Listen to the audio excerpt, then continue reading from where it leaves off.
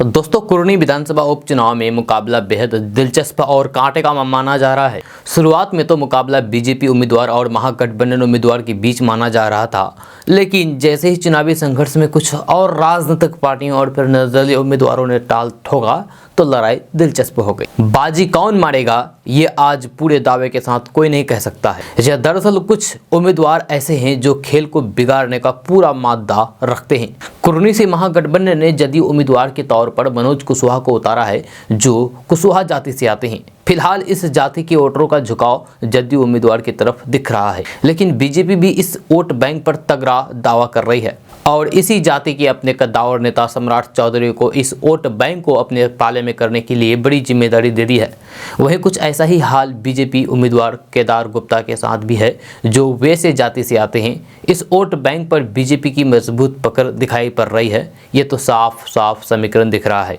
जब भाजपा और जदयू के मुकाबले के बीच जिन जातियों की जीत हार में महत्वपूर्ण भूमिका है, उनमें जो उम्मीदवार उतरे हैं वे खेल बनाने और फिर बिगाड़ने में लगे हुए हैं। यही दिलचस्प हो गया है। विकासशील इंसान पार्टी के प्रमुख मुकेश सहनी अपनी जाति यानी कि निषाद मल्ला जाति के वोटर पर बड़ा दावा कर रहे हैं, जहां वे कहते हैं कि सहनी और भूमिहार वोटर का एक मुश्त वोट मिलेगा और जीत हमारी होगी। वहीं बीजेपी भी अपने पार्टी के तमाम सहनी नेताओं को इस फ्रंट पर उतरने की तैयारी कर चुकी है। सहनी वोटर बीजेपी का कोर वोटर माना जाता है। वहीं पिछली बार सहनी उम्मीदवार के तौर पर अनिल सहनी आरजेडी के टिकट पर चुनाव जीते थे। हालांकि एक मामले में उनकी सदस्यता चली गई तो फिर उनकी जगह जदयू उम्मीदवार के तौर पर मनोज कुशवाहा को टिकट दे दिया गया, जिससे अनिल सहनी नाराज बताए जा रहे हैं। लेकिन बताया जा रहा है कि उन्हें तेजस्वी यादव ने मना कर लिया है, मगर अंदर ही अंदर उनके समर्थक क्या करते हैं ये चुनाव परिणाम के बाद ही पता चल पाएगा।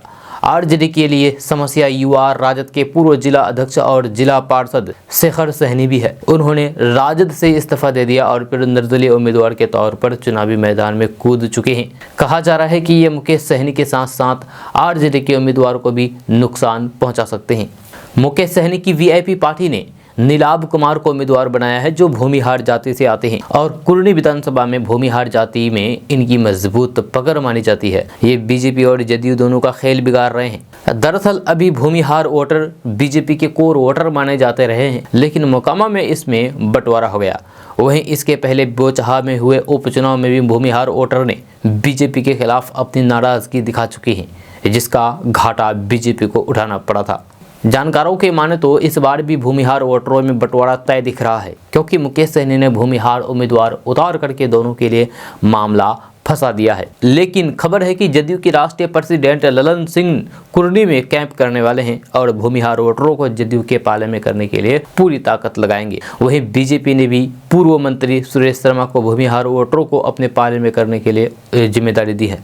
जब वही कुरनी में महागठबंधन के कोर वोटर मुस्लिम वोटर में भी सेंध लगाने के लिए एआईएमआईएम ने अपने उम्मीदवार गुलाम मुर्तजा अंसारी को उतार करके मुकाबला दिलचस्प बना दिया है। ये इसलिए कि गोपालगंज उपचुनाव में मुस्लिम वोटरों का अच्छा खासा वोट एमआईएम को मिला था और महागठबंधन उम्मीदवार को हराने के में महत्वपूर्ण भूमिका निभाई थी। इस बार भी एमआईएम उम्मीदवार उतरने से महागठबंधन के लिए चुनौती बढ़ गई है और इसका सीधा सा फायदा बीजेपी को मिलता दिखाई दे रहा है। दोस्तों, ये खबर ये अपडेट बस यहाँ तक कैसा लगा नीचे कमेंट बॉक्स में कमेंट करके ज़रूर बताइएगा।